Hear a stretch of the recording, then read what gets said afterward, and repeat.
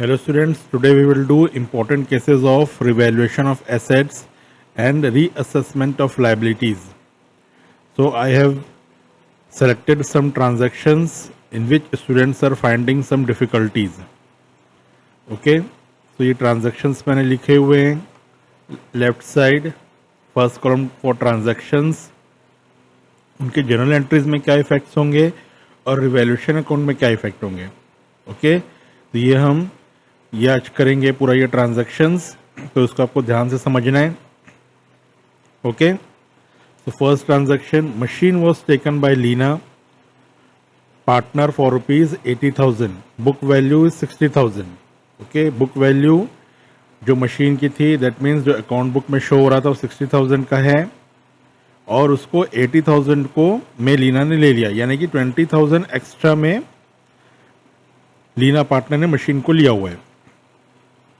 Okay, तो revaluation में पता है जब भी एसेट्स की वैल्यू इंक्रीज होती है तो एसेट्स हमेशा डेबिट होते हैं. Okay, so machine account debit, machine को डेबिट किया गया टू रिवैल्यूएशन अमाउंट 20,000. ये तो क्लियर है, अमाउंट 20,000. देन रिवैल्यूएशन अकाउंट में कहाँ जाएगा ये, जस्ट जो लेजर पोस्टिंग करते हुए आप by machine account debit to by machine account 20,000.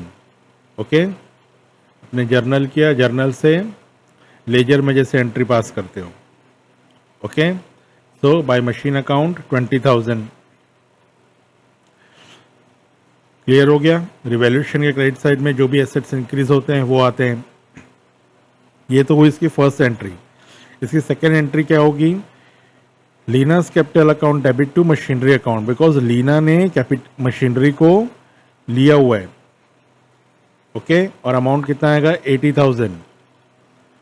Okay, so Leena's capital account debit to machinery account. अब जब इसका कैपिटल अकाउंट भी अगर आपको बनाना हुआ, ओके, अगर इसका कैपिटल अकाउंट आप बनाओगे तो यहां पे क्या इफेक्ट होता है ये भी मैं आपको बता दे रहा हूं. यहां पे अगर कैपिटल अकाउंट बनता था Leena's capital account, okay, so this is debit side, this is credit side. Okay, तो क्या होगा यहाँ पे जो भी कैपिटल है, जब भी कैपिटल कम हो रहा है, कम क्यों होगा, क्योंकि लीना ने मशीनरी ले लिया है. तो ये जो भी पार्टनर्स अपने ही पार्टनरशिप फॉर्म के एसेट्स ले लेते हैं तो ये नॉर्मली उसी समय कैश पे नहीं करते हैं. तो कैश पे नहीं करेंगे तो क्या करेंगे, पार्टनरशिप फॉर्म उनके ही कैपिटल से इस चीज को रिड्यूस कर देता है. इसीलिए कैपिटल अकाउंट में यहाँ पे क्या आ जाएगा, to machinery account. Okay, and amount 80,000. तो क्या होगा, कैपिटल जो है कम शो होगा. कैपिटल अगर क्रेडिट होता तो बढ़ता है, डेबिट होगा तो कम होगा. क्लियर, तो उतने अमाउंट से कैपिटल कम हो गया लीना का. ओके, तो क्लियर है कॉन्सेप्ट. इसलिए Leena's capital account to machinery account, अगर कैपिटल अकाउंट बनाना है तो फिर उसके डेबिट साइड आएगा ये. ओके, तो कई स्टूडेंट इस चीज को भूल जाते हैं. ठीक है, समझ में आ गया ये.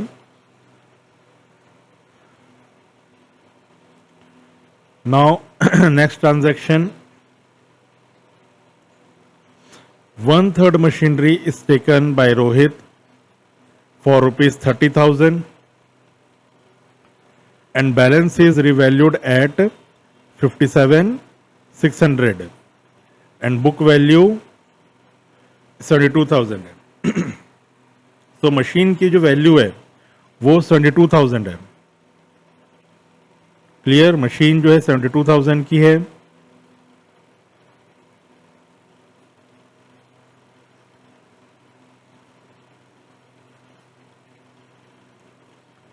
इसको क्या बोल रहा है, 1/3 इज टेकन बाय रोहित. इसका 1/3 निकाल दिए, ये कितना होगा 24,000. तो रोहित 1/3 की मशीनरी को 30,000 में ले रहे हैं। ओके,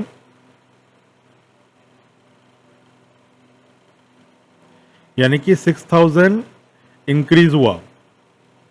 मशीन की वैल्यू कितने से इंक्रीज हो रही है? 6,000 से, बाय रोहित। तो यहां पे देखो कितना इंक्रीज हो रहा है? 6,000। Okay,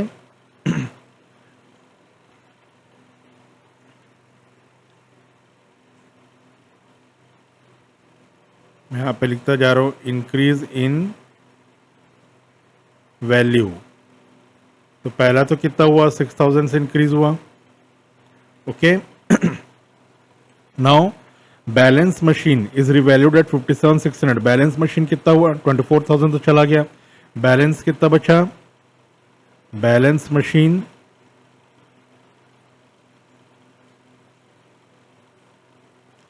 which is 22,000 minus 24,000, it comes to 48,000।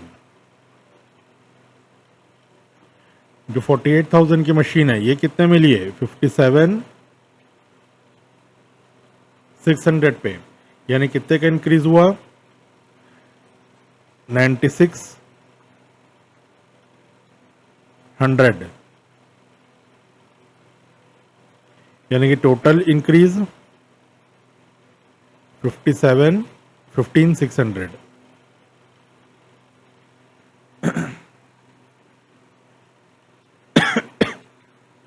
Okay, तो ये जो टोटल इंक्रीज है ये कहाँ जाएगा? मशीन के revaluation account. Okay, revaluation account में इतने से जो इंक्रीज वैल्यू है मशीन की ये जाएगा यहाँ पे। क्लियर? इसलिए बाई मशीन का रिवैल्यूएशन में 15,600 डाल दिए। ओके, अब मशीन जो रोहित ने लिया है सेम वही, Rohit capital account debit to machinery account, जितने से उसने मशीनरी लिया है 30,000। ओके, जितने अमाउंट से उसने लिया है वो आपको यहाँ पे लिखना है।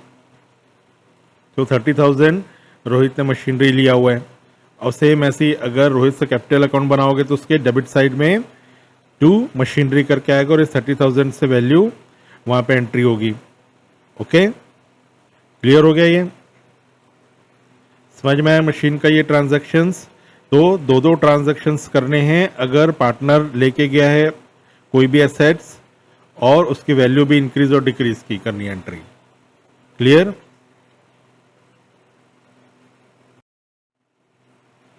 Now next, out of insurance premium debited to profit and loss account ₹5,000 to be carried forward to next year as prepaid expenses।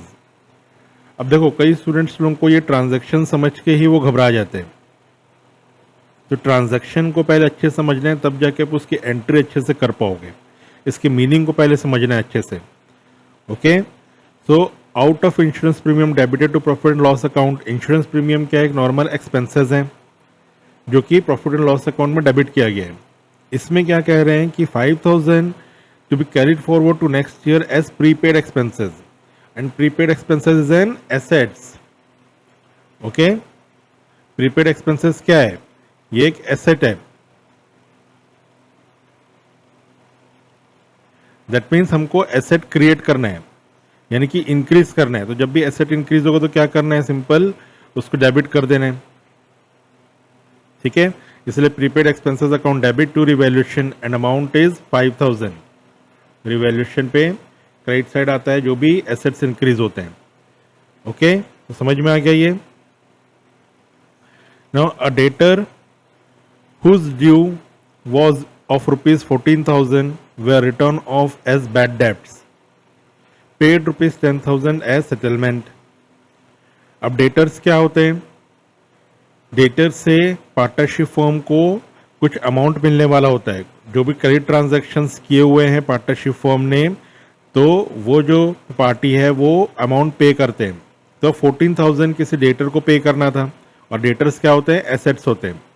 तो किसी पार्टी को 14,000 पे करना था, बट इसको बैड डेब्ट समझ लिया गया था। बैड डेब्ट्स मतलब वो पैसे नहीं मिल रहे थे।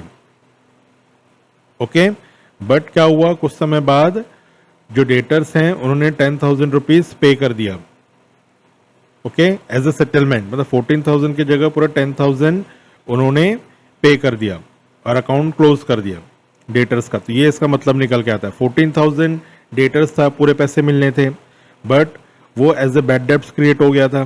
बैड डेब्ट्स मतलब ऐसे डेब्ट्स जो नहीं मिल रहे हैं पैसे, बट उसने 10,000 rupees as a settlement amount दे दिया। सेटलमेंट मतलब समझते हो, उस अकाउंट को पूरा क्लियर करना।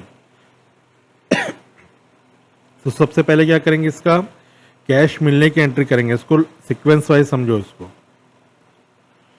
सबसे पहले कैश मिलने की एंट्री करेंगे। तो कैश मिलने की एंट्री क्या है, cash account debit to bad debts recovered account and amount is 10,000, okay. यहाँ पे बैड डेब्ट्स रिकवर्ड हुआ है, यहाँ पे डेटर्स वर्ड आएगा ही नहीं क्योंकि डेटर्स तो गया, वो बैड डेब्ट्स क्रिएट कर दिए थे, return of as bad debts. यहाँ पे देखो क्या लिखा हुआ है, बैड डेब्ट्स। अगर ये नहीं होता तो फिर डेटर्स का वो आता, यहाँ पे डेटर्स का नाम लिखते हैं, बट क्या हुआ है, return of as bad debts, इसको बैड डेब्ट्स कंसिडर कर दिया गया था। अब उसका जब भी बैड डेब्ट्स का पैसा मिलता है तो उसके लिए क्या वर्ड यूज होता है, बैड डेब्ट्स रिकवर्ड। इसको आपको माइंड पे रखना है, ओके। कई स्टूडेंट्स यहाँ पे डेटर्स लिख देते हैं, तो डेटर्स नहीं लिखना है, यहाँ पे क्या लिखा, return of as bad debts, उसको बैड डेब्ट समझ लिया गया था, ओके। सो उसका जब पैसा मिला तो cash to bad debts recovered account, clear. Now अब bad debts recovered, bad debts क्या होते हैं, bad debts provision for bad debts, ये डेटर्स से माइनस होते हैं, यानी कि इसको जैसे आप लाइबिलिटी को कंसिडर करते हो वैसे कंसिडर करते हैं, बट बैड डेब्ट्स रिकवर्ड ये उल्टा हो जाएगा, लाइक एन एसेट्स, ओके। ये कंपनी को फायदा हुआ तो ये इसको आपको एसेट्स जैसे कंसिडर करना है, जस्ट उल्टा इसमें लॉजिक लगाना है। बैड डेब्ट्स प्रोविजन का उल्टा, बैड डेब्ट्स रिकवर्ड। तो ये जब भी इसको लाइक एसेट्स कंसिडर किए तो फिर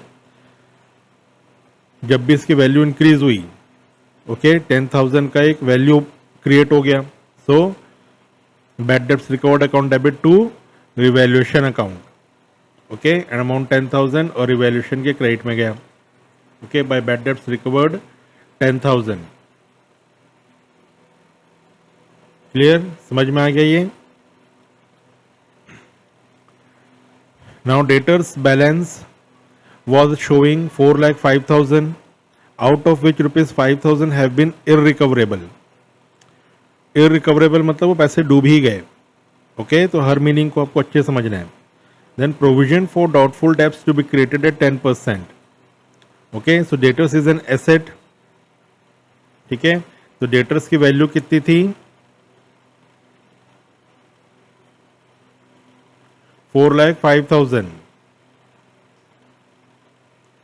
इसमें से क्या हुआ, इसमें से 5,000 तो मिलने ही भी नहीं वाला है, तो क्या क्या दिया गया है कि इररिकवरेबल है, यानी कि डेटर्स कितना बचा, 4 लाख का ही डेटर्स अब बचा हुआ है, ओके। तो कम हो गया डेटर्स का वैल्यू, यानी क्या होगा, ये इसकी जनरल एंट्री क्या होगी, debtors account debit to revaluation, क्योंकि डेटर्स इज एन एसेट और एसेट की वैल्यू कम हो गई 5,000 से, ओके। अब इसमें बोल रहा है कि provision for doubtful debts to be created at 10%। अब इसमें प्रोविजन क्रिएट करना है, प्रोविजन फॉर डेब्ट्स किसमें क्रिएट होगा, इसमें 10%, ओके। तो कितना आ गया ये, 40,000। तो प्रोविजन फॉर डेब्ट्स को आपको कैसे करना है, लाइबिलिटी क्रिएट करना है, ओके। तो एसेट्स डिक्रीज की एंट्री डेबिट साइड होती है रिवैल्यूएशन के, तो यहाँ पे कर दिए रिवैल्यूएशन के डेबिट साइड, और लाइबिलिटी क्रिएट करना है, लाइबिलिटी इंक्रीज हो रही है तो क्या होगा, 40,000 डेबिट साइड, ओके। और उसकी journal entry revaluation to provision for doubtful debts 40,000। समझ में आ गया क्या हुआ है। तो मेन आपको ये जो ट्रांजैक्शन की मीनिंग है, यही कई स्टूडेंट्स है जो समझ नहीं पा रहे हैं, इस वजह से उनको ये एंट्री करने में प्रॉब्लम जा रही है। एंट्री तो ईजी है, बट उसको अगर मीनिंग ही आपको पता नहीं है तो फिर ये ट्रांजैक्शंस आपके गलत हो जाते हैं। क्लियर हो रहा है?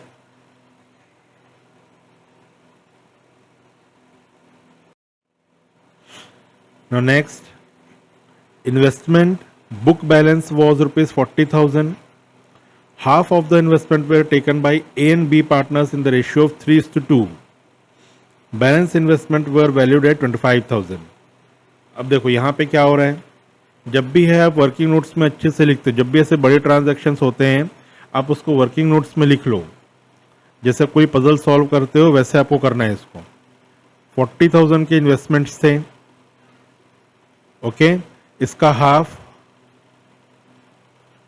20,000 होता है। इस 20,000 को क्या कह रहे हैं, ए एंड बी ने लिया, किस रेशो में, 3:2 में, तो 3:2 में इसको बांट दो, ओके। तो 20,000 into 3/5, it comes to 12,000 and 8,000, okay. 20,000 into 2/5, क्योंकि बैलेंस ही हमेशा आ जाता है ये, ओके। तो क्या हुआ, ये पार्टनर ने ले लिया यहाँ पे, ठीक है। इसकी एंट्री हो गई as capital account debit, base capital account debit to investment account. Clear हो गया। 20,000 को 3:2 में इन्होंने बांट लिया। अब सेम यही अगर इसका कैपिटल अकाउंट बनाओगे तो कैपिटल अकाउंट में टू इन्वेस्टमेंट डेबिट साइड आ जाएगा, ओके। कितने अमाउंट से, 20,000 से। क्लियर। अब क्या बोल रहा है कि इन्वेस्टमेंट बुक वैल्यू जो हाफ इन्वेस्टमेंट है, अभी 20,000 तो चला गया, अब 20,000 जो इन्वेस्टमेंट बचा हुआ है, बैलेंस 20,000,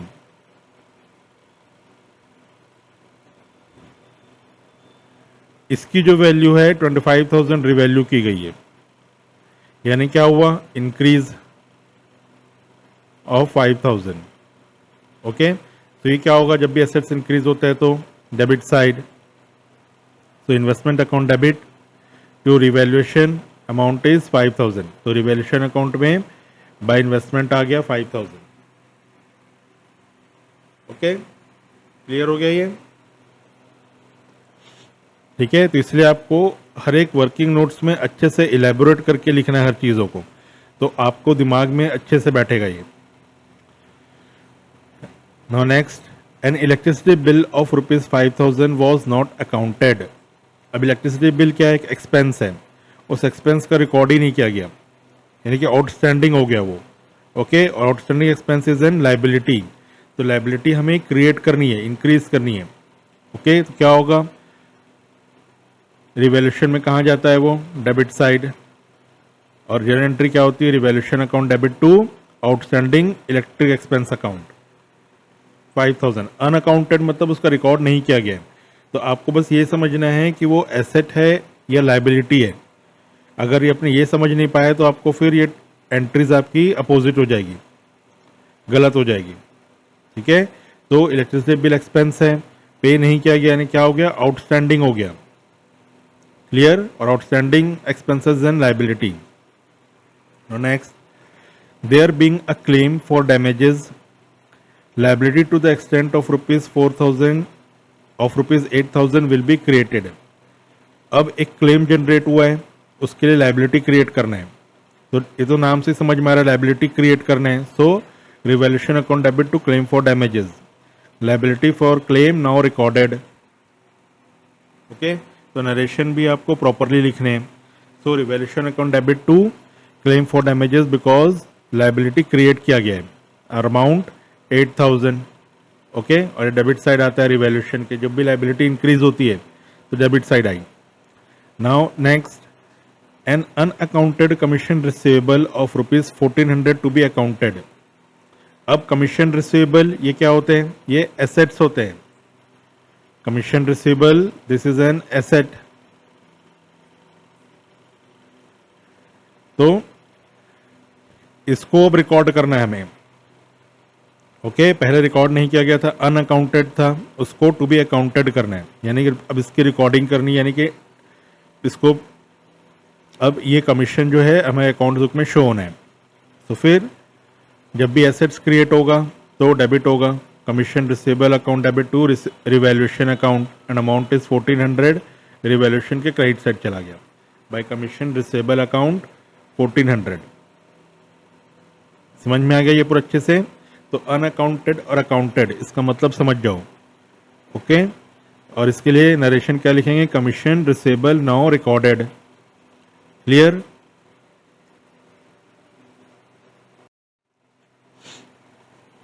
अब इस ट्रांजैक्शन को आपको अच्छे से समझना है। Stock is under valued bye 10%, book value 18,000। अब 18,000 का स्टॉक बुक में शो कर रहा है, लेकिन क्या है, ये 10% से कम शो हो रहा है। जितना भी स्टॉक है होना चाहिए उससे वो 10% शो कर रहे हैं। ओके, अब कई स्टूडेंट देखो क्या करते हैं, 10% जैसे बोले वो 18,000 का 10% इसमें ऐड कर देते हैं और इसको 19,800 समझ के इसकी एंट्री कर देते हैं। तो अब देखो 19,800 होगा, उसका 10% निकालोगे तो कहाँ से वो 18,000 आएगा? ओके, तो ये ऐसा नहीं है। तो इसको आपको मैथमेटिकली अच्छे से समझना है कि क्या हो रहा है ये। ओके, सो स्टॉक इज, पहले तो मीनिंग अच्छे से समझाया, तो stock is under valued bye 10%। जितना भी स्टॉक है, मैं यहां पे चलो मान लेता हूं जितना भी स्टॉक है उसको X, let stock value is X. तो एक्स का 10% कम करने के बाद रिकॉर्ड किया गया 18,000। ओके, तो इसको अपन लिखते हैं मैथमेटिकली, इसको लिखते हैं अच्छे से। एक्स स्टॉक की वैल्यू है, इसमें से एक्स का 10%, 10% of x minus 10 divide by 100 into x, ये किए तो कितना आ रहा है? 18,000। ये एक्चुअल में हो रहा है। तो एक्चुअल में स्टॉक कितना होगा वो आपको निकालना है, यानी कि एक्स की वैल्यू फाइंड करनी है। तो देखो कैसे होता है ये, इसको सॉल्व कर लो। X minus 10x divide by 100 into 18,000, now it comes to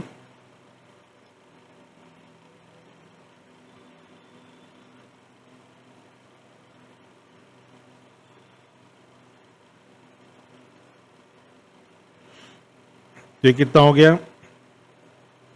90x by 100 is equal to 18,000, यानी कि x की वैल्यू क्या हो जाएगी? 18,000 इंटू 100 बाई 90। ओके, तो इसको आप सॉल्व कर लो। 20, it comes to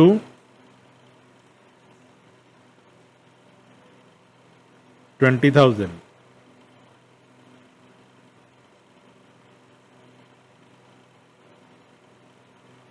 okay, it comes to 20,000। So X की जो वैल्यू हुई कितनी निकल के आई? 20,000। सो 20,000 का स्टॉक एक्चुअल वैल्यू है, जिसको हमने 18,000 लिख दिया है। ओके, तो जब भी ऐसे अंडर वैल्यूड है यानी कि कम हुआ है, इसलिए माइनस होगा। क्लियर? ये अंडर वैल्यूड वाला कर रहे हैं हम, तो क्या हो रहा है? 20,000 एक्चुअल वैल्यू कम हो गया है और stock is an asset. Okay, तो क्या करना है हमें? उसकी वैल्यू बढ़ानी है। ठीक है, 18,000 की एंट्री कर दी है, बट करना कितना है? 20,000, यानी कि यहां पे मैं लिखता हूं 18,000 की एंट्री है, बट होना कितना चाहिए? 20,000 होना चाहिए, यानी कि 2,000 इंक्रीज होना है, increase in value of stock, ये करना है। ओके, सो रिवैल्यूएशन में क्या इफेक्ट होगा?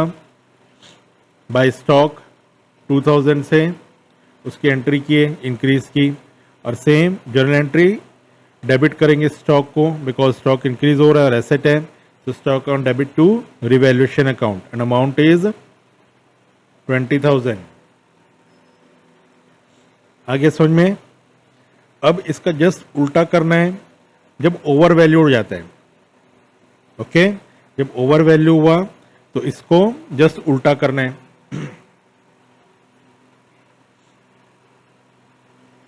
तो क्या करोगे, इसको जस्ट प्लस करते जाना है आपको। Okay,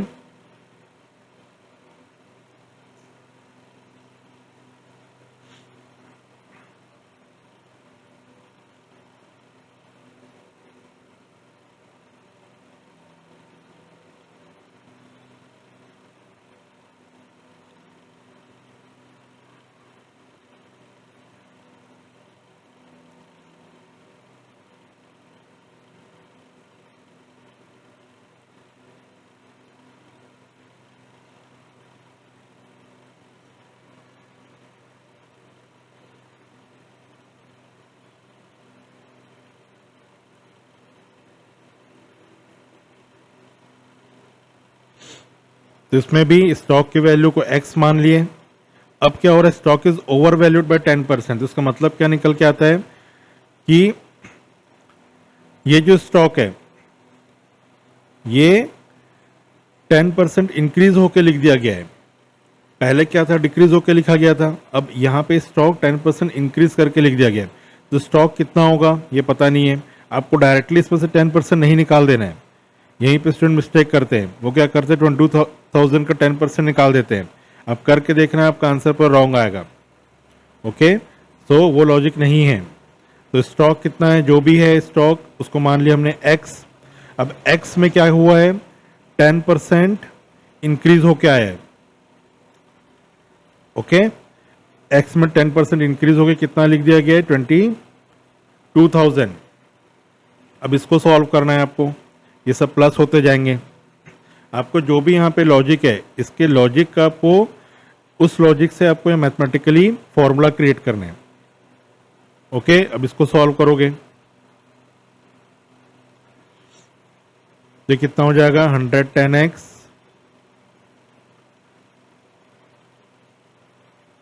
100x plus 10x by 100।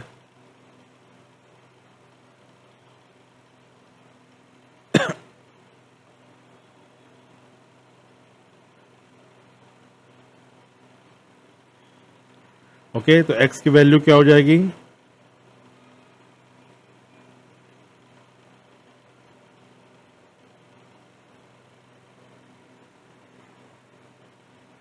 Okay, इसको सॉल्व कर लो, ये हो जाएगा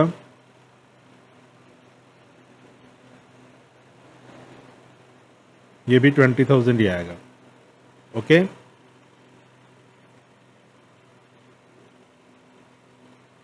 समझ में आ गया कैसे है 20,000। तो x की वैल्यू कितनी है, 20,000, यानी कि पहले ज़्यादा रिकॉर्ड है, 22,000 का बुक में शो हो रहा है, बट करना कितना है, 20,000 करना है, यानी कि 2,000 से डिक्रीज करना है, decrease in value of stock. तो जब भी एसेट डिक्रीज होगा तो क्रेडिट साइड लिखेंगे जर्नल एंट्री पे, इसलिए क्रेडिट साइड पे लिखे रिवैल्यूएशन टू स्टॉक, अमाउंट वही है 2,000 ही आया, और रिवैल्यूएशन के कहाँ आता है, डेबिट साइड। जो भी एसेट्स डिक्रीज होते हैं वो डेबिट साइड आते हैं। तो समझ में आया अच्छे से ये स्टॉक अंडर वैल्यू और ओवर वैल्यू। ओके, तो ये मैथमेटिकली आपको अच्छे से समझना है, ये लॉजिक आपको बैठाना है, रटना नहीं है। कई स्टूडेंट्स क्या इसको रटते हैं, फिर जब ये थोड़े से और कंफ्यूजिंग वे में ट्रांजैक्शन आता है फिर वो भूल जाते हैं। तो ये कॉन्सेप्ट अगर क्लियर होगा, आप मैथमेटिकली ऐसे एनालाइज करोगे तो आपका आंसर अच्छे से आएगा, और आपके माइंड पे भी क्लियर होगा कि एक्चुअल में हो क्या रहा था। ये जानना बहुत ज़रूरी है कि हुआ क्या है, मिस्टेक क्या हुआ है, तो इससे आप फ्यूचर में जितने भी टिपिकल ट्रांजैक्शंस आएंगे वो अच्छे से कर सकते हो। और टिपिकल ट्रांजैक्शंस स्किप नहीं करने हैं, कई स्टूडेंट्स इसको स्किप कर रहे हैं, समझ में नहीं आ रहा, और इससे वो कभी भी टिपिकल ट्रांजैक्शन सॉल्व नहीं कर पाते, उनको हमेशा इजी सॉल्व करने की ही आदत हो जाती है। तो टिपिकल ट्रांजैक्शंस सॉल्व करने की प्रैक्टिस डालो, लॉजिक को समझो, कॉन्सेप्ट को समझो, तो आपको हर एक चीज़ क्लियर होगा और आगे के भी कॉन्सेप्ट्स एकदम माइंड पे आते जाएंगे आपको।